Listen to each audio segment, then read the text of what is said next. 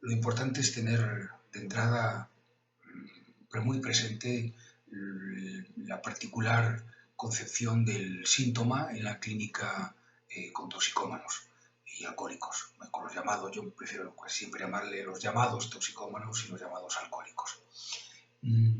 Porque incluso hay pacientes que casi ni se presentan como pacientes porque dicen venir obligados, lo cual no es ninguna cosa de ninguna relevancia, porque creo que todo el mundo va a un servicio de atención obligado, sea porque le obliga lo que le está pasando, sea porque lo obliga a alguien, sea porque lo obliga una circunstancia. De alguna manera uno cuando va a hacer una consulta va obligado. Entonces, sin que eso sea una cuestión fundamental, sin embargo, sí que lo es el hecho de que hay algunos pacientes que ni siquiera la propia adicción, el consumo, lo consideran sintomático. Y los otros, si consideran algo sintomático, es el consumo. Y ninguna otra cosa, porque todo lo demás, el consumo, alcanza una tal fuerza gravitacional que todo lo demás gira en torno a eso, se torsiona en torno al punto del consumo, de consumir más, de consumir menos, de dejar o no de consumir, de cuánto tiempo uno lleva sin consumir o cuánto tiempo uno lleva consumiendo, y de los efectos adversos que suele tener el consumo para ellos, o de los efectos adversos que a partir de un momento determinado ha tenido el consumo para ellos en contra de en otros momentos anteriores donde más que efectos adversos los tenía siempre más bien beneficiosos. Y a partir de un momento determinado, para sorpresa del sujeto, eso ha dado un cambio.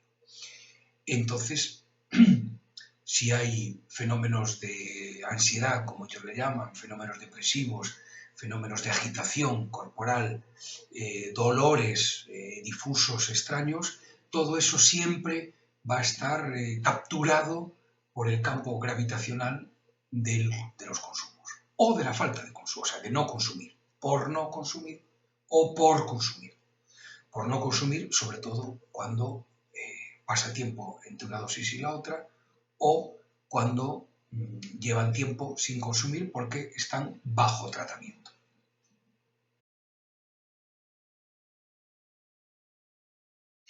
Entonces se presenta la pandemia y creo que hay dos cuestiones de la pandemia para mí que hay que destacar y son dos elementos con los cuales hay que enmarcar la eclosión, que yo no diría que fue grande, pero sí que pudimos registrar. Nuestros sismógrafos clínicos en el servicio de atención donde yo trabajo en la clínica con toxicómanos registraron una actividad por encima de lo normal. No tan elevada como al parecer se han registrado en otros servicios, como por ejemplo el de infanto juvenil, pero sí que podemos constatar eso. Y entonces, yendo a lo concreto de las situaciones, hemos visto que estas situaciones, ya digo, han de estar enmarcadas bajo dos cuestiones. Una, la pandemia como tal, es decir, que de pronto hay un virus que se está propagando a gran velocidad. Inicialmente parecía que no, pero después se propaga a gran velocidad, con un número muy alto de contagiados y sobre todo, con una alta gravedad en el desarrollo de la enfermedad. Con una alta gravedad que tiene como horizonte, en bastantes casos, la muerte. Entonces, eso es un aspecto. De pronto, el otro de lo social, el otro por el cual uno se mueve cada día, de pronto aparece marcado por un futuro, un horizonte de muerte, de enfermedad y de muerte. Ahí ya tenemos uno de los puntos que destaca Freud en el malestar. En la cultura destaca tres como fuentes de infelicidad del sujeto, y una de ellas es precisamente esto, la enfermedad y la muerte, con el cuerpo que envejece. Es el envejecimiento del cuerpo la enfermedad y la muerte. Esto es una de las fuentes. Entonces, ese es un elemento. El otro elemento es el confinamiento. Son los dos elementos. Propagación, contagio y confinamiento. La respuesta a eso es el confinamiento. Y entonces en el confinamiento, bueno, hay una separación con el otro. Hay más que una separación con el otro, porque de pronto uno se separa del otro, pero del otro de fuera de la familia, fundamentalmente, aunque también de la familia, pero es de la familia lejana. Es familia, pero es una familia, vamos a decir así, es el otro de la familia. Es el que no está constantemente con nosotros. ¿Y qué pasa? Ahí se abren dos posibilidades. Uno, que el sujeto se quede solo, porque vivía solo, o dos, que se quede dentro del núcleo familiar, de este otro familiar, es decir, muy próximo al otro de la familia.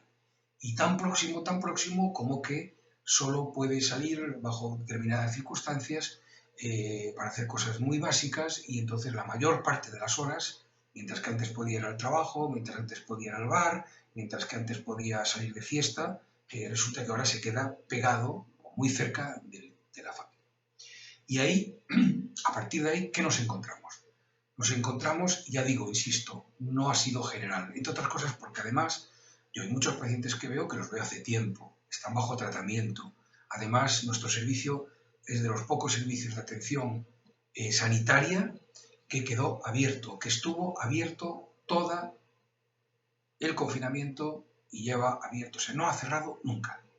Y se ha seguido atendiendo desde el primer momento, se ha seguido atendiendo. Por supuesto que los pacientes que no lo requerían, sobre todo los que no requerían medicación. Este fue, curiosamente, un elemento diferenciador. Los que sí que requerían medicación, por ejemplo, fundamentalmente también metadona, eso sí que tenían la patente de corso, vamos a decir así, para acceder al casi ningún tipo de problema, pero los que podrían requerir otro tipo de atención no. Pero no se les dejó de lado, sino que se estableció comunicación vía telefónica. Yo utilicé únicamente la comunicación vía telefónica. En ningún momento, durante toda la época del confinamiento ni posterior, he realizado ninguna videoconferencia. En esto soy clásico, en otras cosas puedo ir por delante en varios pueblos, como se dice, pero en esto soy clásico y entonces me pareció que una atención telefónica, y así lo han aceptado perfectísimamente y con agradecimiento además los pacientes, era más que suficiente.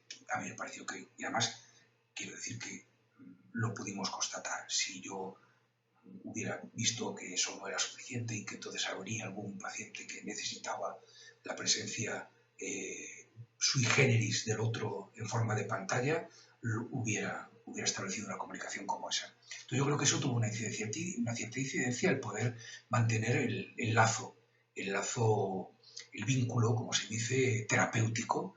Creo que eso seguramente ha tenido incidencia para que no hubiera una enorme frondosidad de sintomatología. Más bien, ya digo, insisto, la hubo, pero con un tono más bien, entre comillas, discreto. Al menos desde nuestro servicio. No sé de los otros servicios de la red de toxicomanías que hay en Barcelona, pero yo creo que no me equivoco y mis colegas no me contradirán cuando digo que no me pareció algo muy elevado. Entonces, bueno, tenemos estas personas que se han quedado solas, y eso, solas, completamente solas, y entonces eso les ha sido para ellos no poder salir de casa y el estar desconectado con el otro, totalmente desconectado o prácticamente muy desconectado, un alivio, una tranquilidad. Ha sido una medida ansiolítica, vamos a decirlo así, que no ha incrementado siquiera los consumos, ni ha producido recaídas, ni nada por el estilo. En otros casos había una cierta estabilidad con una tranquilidad, además dicho por ellos mismos, insisto, de que para ellos el confinamiento les ha ido de maravilla. Otros, al contrario, que precisamente el confinamiento, por mantenerlos en su soledad, y ahí sí, solos, desconectados del otro, sobre todo del otro de la fiesta, del exceso de fiesta, o de una fiesta excesiva, habría que decir, eso ha producido cierta sintomatología depresiva, de agitación, de aburrimiento, que ha llevado a incrementar los consumos.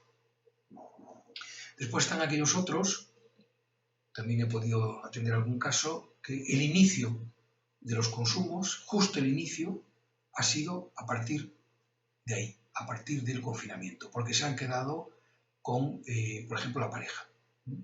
Y en un caso en concreto fue la pareja y él los que comenzaron un consumo problemático de alcohol, tanto uno como el otro.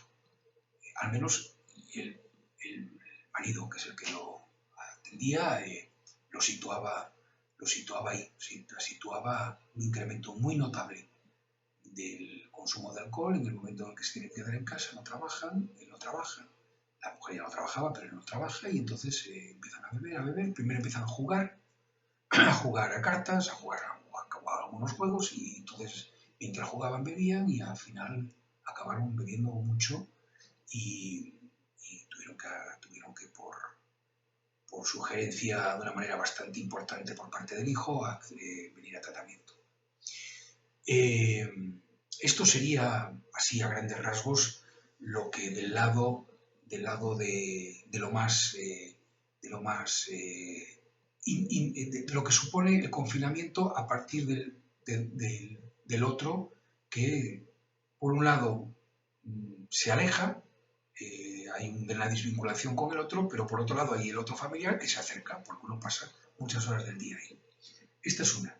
La otra otra casuística son las personas que perdieron algún familiar, con el agravante, además, y esto me parece muy grave, que introduce una gravedad bastante notable, del hecho de que perdían a familiares a los cuales no podían ni cuidar, por supuesto, ni visitar, que como mínimo visitarlos tampoco, y que cuando morían solos, rodeados de los profesionales del hospital. Y el velatorio y el entierro se ha tenido que producir, se ha realizado todos los ritos meses después. Y eso ha marcado.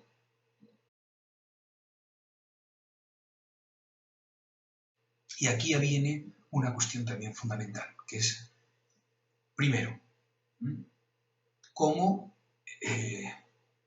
la adicción, como el consumo, como el objeto droga, condensa toda una serie de problemáticas que quedan muy difuminadas, a diferencia de otros casos en los que la presencia de la droga no está, no son casos de adicción, y entonces la construcción del síntoma, en el sentido freudiano de la palabra, es infinitamente más clara, o se puede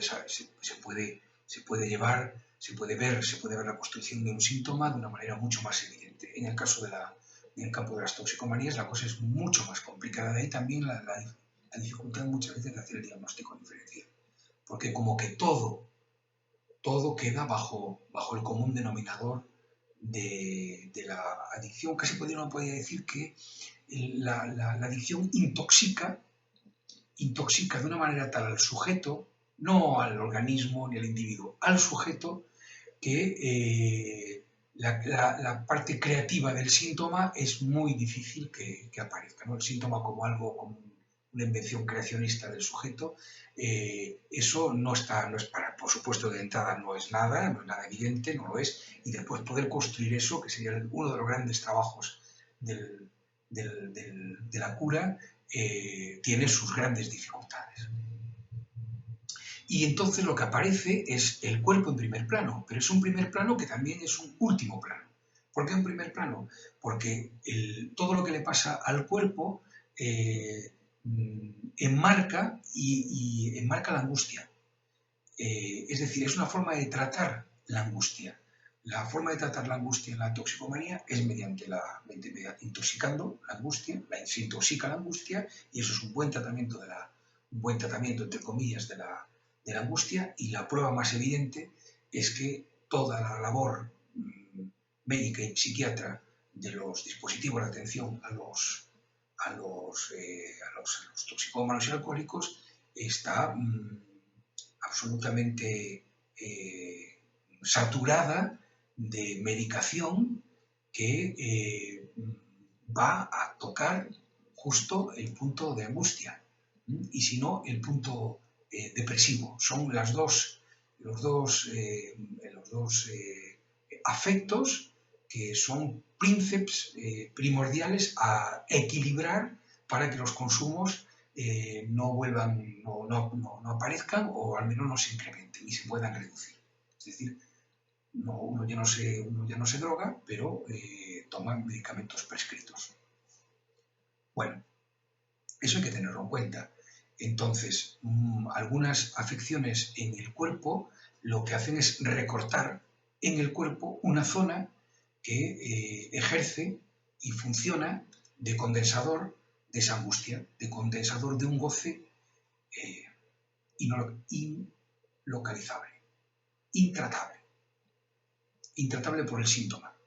Si no hay síntoma para tratar eso, uno de los recursos son como siempre me gustó mucho esta expresión, tarifa de último recurso. Bueno, herramienta de último recurso sería en este caso, en el caso de la toxicomanía, pues la droga, el alcohol, como una herramienta de último recurso, a la desesperada, precisamente por no lograr hacer un síntoma o por evitar también. Ahí hay que ver exactamente de qué se trata, ¿no? Porque es una cosa un poco complicada, ya que no hay un sujeto ahí de la voluntad que voluntariamente haga o no haga un síntoma, sino que el sujeto mismo es algo del síntoma es el sujeto mismo. Y precisamente una de las labores del psicoanalista en el campo de las toxicomanías es poder extraer al sujeto, poder construir incluso el sujeto de la adicción, ¿no? Que si no queda totalmente intoxicado, queda arrasado, o puede quedar arrasado. Entonces, bueno, cualquier cosa, según qué dolencias, según qué dolores, según qué enfermedades que competen al cuerpo, hace que el consumo tenga su justificación y además sea manejable y además enganche con el otro, porque si uno tiene dolores, tiene afecciones, tiene un cuerpo doliente, para decirlo claramente, un cuerpo doliente, un cuerpo que está en malestar constante o crónico, es una operación genial, porque primero, insisto, condensa, enmarca, da sentido, incluso probablemente de un ritmo, más por las mañanas o más por las tardes o más por las noches o por las noches descanso, es cuando mejor estoy, pero por las mañanas cuando me despierto, etc. Va marcando bien. Y además tiene la ventaja de que engancha con el otro y con un otro que cuida. Es un poco como otro primordial que, aunque tenga siempre su cara siniestra, también tiene su cara, su rostro del cuidado, de la demanda, de la necesidad, de una cierta vinculación entre yo te pido, tú me das, yo te pido, tú me das, y que con eso también es una operación que vela todo lo que tiene que ver con el deseo, neutraliza todo lo que tiene que ver con el deseo, todo lo que tiene que ver con el deseo, en cuanto que el deseo siempre para cada uno de nosotros es súper problemático. Y entonces eso puentea la corriente, puentea ese río revuelto, ese río oscuro, ese río muchas veces lleno de peligros, o que uno supone lleno de peligros, que es el deseo. Y esto en el campo de la toxicomanía se ve, pero de una manera clara, y muy, muy clara, al menos en líneas generales. Entonces, bueno, claro que siempre que aparezcan estas dolencias, por eso digo que aparte de que hay el otro que cuida, también uno puede cuidar de eso de una manera más concreta, en el sentido de que el tóxico viene ahí para paliar pues esas dolencias. Y cuando no llega, pues entonces es cuando hay que ir al médico. Entonces el médico, siempre estamos ante una clínica de poco de una alquimia, ¿no? Una clínica donde hay expertos alquimistas, no es una clínica de los grandes químicos. Los grandes químicos son después utilizados a modo de alquimistas, ¿no? Al final el médico es un alquimista que tiene que andar midiendo las dosis adecuadas, el sujeto también, porque a veces le discute con el médico cuál es exactamente la dosis, discute con el médico la dosis que el médico le da, porque le parece que no, esa dosis no va bien, porque además interactúa con el otro, etc. O sea, hay expertos, realmente yo he conocido pacientes, uno de ellos en concreto yo le llamaba para mis adentros el alquimista, y se veía eso, pero clarísimamente. Y gracias a Dios, era una ficción que él se había montado, donde él era el amo y señor de los fluidos, o más bien más que de los fluidos, de las sustancias que había que introducir para que los fluidos mantuvieran que los fluidos corporales mantuvieran cierto equilibrio. Y además, como también suele ser frecuente, alguien con graves problemas de tipo cardíaco. Es una clínica donde es muy frecuente los VIH, los hepatitis, la tuberculosis, la cirrosis, etc. Ya no tanto ahora, ya hace años que eso ha bajado mucho de gravedad, pero cuando era grave había que ver la aparente indiferencia que para estos sujetos causaban toda esta sintomatología cuando le era diagnosticada, a diferencia de otra clínica a la que yo también tengo acceso, o no es una clínica donde haya pacientes toxicómanos, donde aparecen estos pacientes con rasgos hipocondríacos, ellos mismos se diagnostican de hipocondría, que a la más mínima, al más mínimo síntoma corporal, se desata para ellos una grave enfermedad y, por supuesto, con un horizonte de muerte. Y entonces eso conlleva una cantidad de visitas a Google para intentar saber lo que les pasa totalmente de una manera compulsiva, ir a los servicios de atención médica y de urgencia de una manera compulsiva, y el otro nunca encuentra lo que le pasa. El sujeto tiene la certeza, entre comillas, de que algo tiene, como dicen, algo tiene, pero el otro no le logra encontrar lo que tiene. O sea que lo que tienen ellos es lo que le falta al otro, vamos a decirlo así. Y abrir un poco hacer una brecha en esa circuitería no es nada fácil. Y entonces esto hace contraste con estos otros pacientes donde tienen a veces enfermedades reales. A veces hay que decirlo, ¿verdad? A veces esto lo señalan los psiquiatras, a veces en la hipocondría una enfermedad real calma la hipocondría. Eso también hay que tenerlo en cuenta. A veces en la hipocondría una enfermedad real calma la hipocondría. Y creo que es exactamente por algo de eso, me parece que hay algo del mismo punto que iba ahora a reseñar, que vengo reseñando en el campo de las toxicomanías, que de alguna manera, por fin, se constata que algo se tiene. Y entonces esa angustia, esa libido libre, como diría Freud, que después, cuando las primeras obras de Freud, que después deriva en las neurosis actuales, queda ligada, de pronto eso estabiliza el cuadro. Mientras que no está ligada, aparece como inmotivada y eso descompensa completamente el cuadro, pero puede descompensarlo de una manera muy, muy fuerte. Entonces aparecen ahí, pues esto, las obsesiones, una angustia desatada, con altos consumos, pasajes al acto, acting out, etcétera, etcétera, etcétera. Todo eso para que algo, autolesiones, etcétera. Todo para que algo venga o a cortar,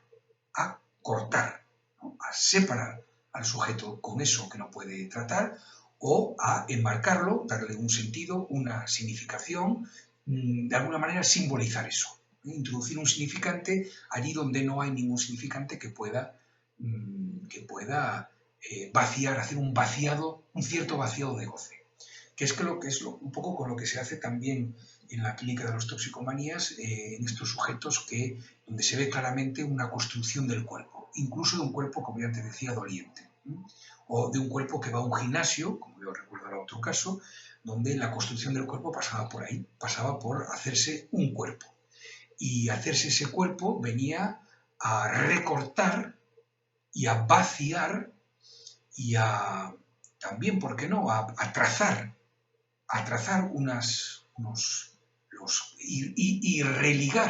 y ligar también toda esa angustia. En este caso de este hombre que iba al gimnasio, hay otros, pero en este caso como más grave, porque había tenido tres sobredosis, a cada cual más grave. La última realmente gravísima. Si ya las otras eran muy graves, como él decía, estuve muerto, pero aún así salió. En esta quedó además con secuelas de orden tipo cognitivo, vamos a decirlo así, de memoria, atención, etcétera, bastante dañadas, aunque se ha ido milagrosamente recuperando con el paso del tiempo. Bueno, yo creo que también el haberlo atendido tanto tiempo como yo lo he atendido, eso seguramente ha contribuido a cierta recuperación. Más después otras cuestiones que habrá. No recuerdo que hubiera hecho ningún tipo de rehabilitación, al menos en los momentos en los que yo lo atendía, y siempre se quejaba de una merma importante de sus capacidades de memoria, atención, recuerdo, etc. Y siempre estaba queriéndose matar, por otra parte. Es un sujeto que yo creo que lo que funcionó fundamentalmente es que alguien pudiera soportar y escuchar que cada vez que venía, de 10 veces 9 iba a matarse. Entonces, bueno, y eso también tiene que ver con el cuerpo. Y eso también tiene que ver con algo que no se inscribe, porque me parece que matarse también tiene algo que ver con eso, con llegar a por fin poderse inscribir, aunque sea llegar al punto de dejarse caer como objeto, pero también inscribirse en el otro, en forma de lápida, su nombre en el otro, ¿no? Algo de uno, de sujeto, a quedar ahí. Y además por la historia que este hombre tenía, en fin, creo que eso también tenía cierto peso. Bueno, son todas estas variabilidades de situaciones en las que hay que hilar muy fino cada vez para ver el estatuto del cuerpo, para en este caso el adicto, con qué tipo de cuerpo estamos dialogando o no dialogando, qué tipo de cuerpo o qué cuerpo se trata de silenciar, qué cuerpo se trata de recortar, de construir, qué tipo de cuerpo se trata o en qué zona del cuerpo se trata de vaciar, etc. Y yo creo que la pandemia, ya no el confinamiento, que el confinamiento creo que tiene que ver más con eso, ¿no? Con una separación del otro, aunque también, claro, evidentemente, uno también se queda, aunque el que se queda solo nunca se queda solo. Esto también hay que decirlo, ¿no? Se queda solo, bueno, pero se queda con sus fantasmas, se queda con sus temores, se queda con sus miedos y se queda con su cuerpo. Esto de que yo me quedé solo, no hay yo me quedé solo. Eso no. Uno se queda, aunque no piense en nada, se queda con su cuerpo, que ya es mucho quedarse. Y entonces, bueno, pues hay que explorar, para ver en estos casos a qué le damos prioridad. Le damos prioridad a sostener ese recorte, qué tipo de recorte, es decir, en último término, ¿no? La ficción, ese cuerpo ficcional, que es para cada uno de nosotros nuestro cuerpo, la relación que tenemos con él, cómo desde desde la intervención analítica podemos incidir o no, más bien abstenerse, más bien sostener según qué tipo de ficción, que puede ser mucho más operativa que otro tipo de ficción que a lo mejor hace estallar el cuadro. En este caso puede agravar, al menos durante un tiempo. A lo mejor más adelante, si el sujeto va viniendo con mucho tiempo, uno puede tener muchos más elementos y además el trabajo de elaboración del sujeto ha sido lo suficientemente largo y sólido como para que haya recursos que caigan, que vayan cayendo por sí mismos, o que uno también favorezca de una manera prudente que puedan caer para dar paso a otros que poder acceder a ellos dan más estabilidad, ¿no? Pero todo eso conlleva, bueno, al menos me parece que se necesita mucho tiempo, muchas visitas, mucho hablar, o al menos mucho ser atendido, aunque sean pocas las palabras que se digan, pero al menos suficientemente precisas para tener suficientes elementos como para poder hacer un trazado a partir del cual poder hacer hipótesis y ayudar en según qué cosas y abstenerse en según qué otras.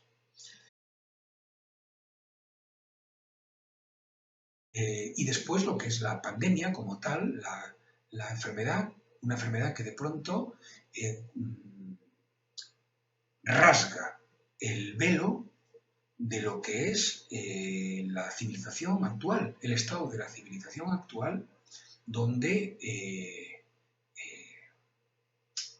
cuando Freud dice un punto de infelicidad es el cuerpo, su decrepitud, su deterioro con el paso de los años, la enfermedad y la muerte como una fuente de insatisfacción. ¿Cómo en un estado de civilización dado se da respuesta a ese real a nivel colectivo, a nivel social? Yo no me canso de decir, ni me cansaré de decir que todas las enfermedades, sean estas las que sean, todas las dolencias, son siempre sociales. Tienen una pata social fundamental. No me cansaré de decir que nuestros cuerpos, de alguna manera, están también un poco como metidos en sus urnas, entre comillas, una especie de cajitas en el Ministerio de Sanidad, y depende de lo que allí, cómo allí las manipulen, a nosotros nos va a afectar. Y entonces la buena salud de la que gocemos, el estado prolongado de vida que tengamos, las tasas de mortalidad que hay en una sociedad dada, las tipos de enfermedades por las que se suelen pasar, etcétera, ¿no? Las crisis, por ejemplo, o las no sé, es que no sé cómo se llaman cuando hay una las intoxicaciones alimentarias, todo eso depende del Ministerio de Sanidad y depende de la normativa que haya y depende de la ley que se promulgue en el Boletín Oficial del Estado, ni más ni menos. Es decir, el Boletín Oficial del Estado conecta, pero de manera totalmente interna con cada uno de nuestros órganos, de tal manera que las normas que hay ahí, las leyes que se promulguen, van a modificar y van a condicionar nuestro estado de salud y nuestros estados de enfermedad. Y peor todavía, y mejor todavía, van a condicionar nuestro goce de vivir a ese nivel y nuestros cuidados cuando los tengamos y los necesitemos porque estemos enfermos. Porque si no hay creado un aparato sanitario, ¿qué? Entonces, el origen de las enfermedades, su transmisión, su contagio, su cuidado y su resolución es siempre social al nivel de lo que yo lo estoy diciendo. Por eso, por ejemplo, en Barcelona se ha concretado a nivel estadístico que del barrio con menos recursos económicos al barrio con más recursos económicos, no recuerdo si son 10 o 15 años de esperanza de vida, la diferencia. Total es nada, y viven en la misma ciudad. Entonces, si hay 10 años, aunque hubiera 5, no recuerdo exactamente la cifra, pero me parece que era una cifra tan importante que llamó mucho la atención y que eso tiene que ver simplemente con vivir en una zona de la ciudad y otra. Y seguro que no es por el aire que se respira únicamente, es por muchas más cosas. Por las condiciones sociosanitarias, sociofamiliares en las que uno está las que uno vive, ¿no? Tanto en un barrio como en el otro. Entonces, bueno, este es un aspecto. Entonces, ¿cómo una sociedad determinada, cómo un estado de la civilización determinada responde al deterioro al deterioro y a la existencia mismo del cuerpo, de lo que cada uno de nosotros tenemos? Bueno, tenemos un cuerpo, somos un cuerpo, como se lo quiera decir, no viene ahora a detalle de si tenemos y si somos, etcétera, sino cómo cómo la sociedad trata a los cuerpos. Esta es una. Y entonces yo creo que ahí se ha corrido un velo, porque un velo muy fuerte, muy espeso, porque todos estos últimos 50, 60, casi 100 años, la relación del sujeto en las sociedades modernas con la muerte y con la enfermedad y con la muerte ha variado de una manera sustancial. Y nos ha alejado de un real que creo que hay muchos signos en el horizonte que anuncian o que de alguna manera pueden venir a decirnos que eso es fatal, que hemos de dar otro tipo de respuesta, o sería conveniente dar otro tipo de respuesta que no fuera un espesor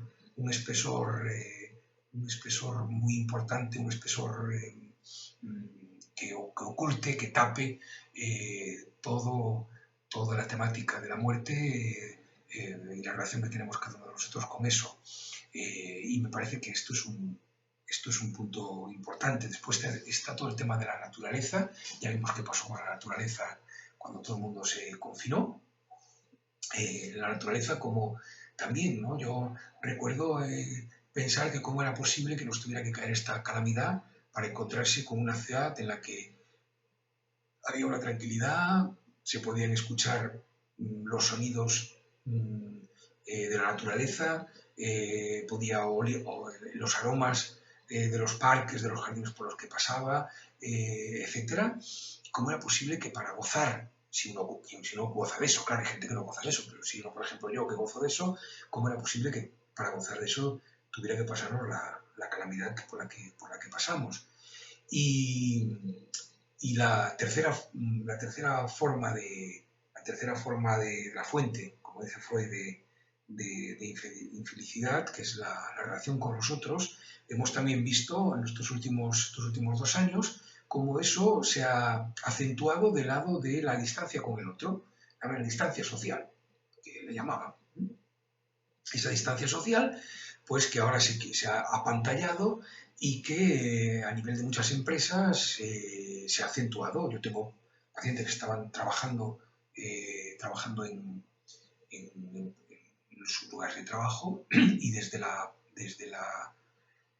el confinamiento hasta ahora, a día de hoy, prácticamente no han vuelto por su puesto de trabajo. Es decir, que la relación con el otro del laboral, prácticamente no existe, al menos como existía antes. Y esto ha sido muy general en muchos ámbitos, sobre todo en trabajos donde se puede, como se dice, teletrabajar, ha sido bastante notable la incidencia de eso. Entonces, el cuerpo, la naturaleza y los otros como 3 fuentes de infelicidad, 3 reales, a los cuales cada civilización ha tenido que dar una respuesta.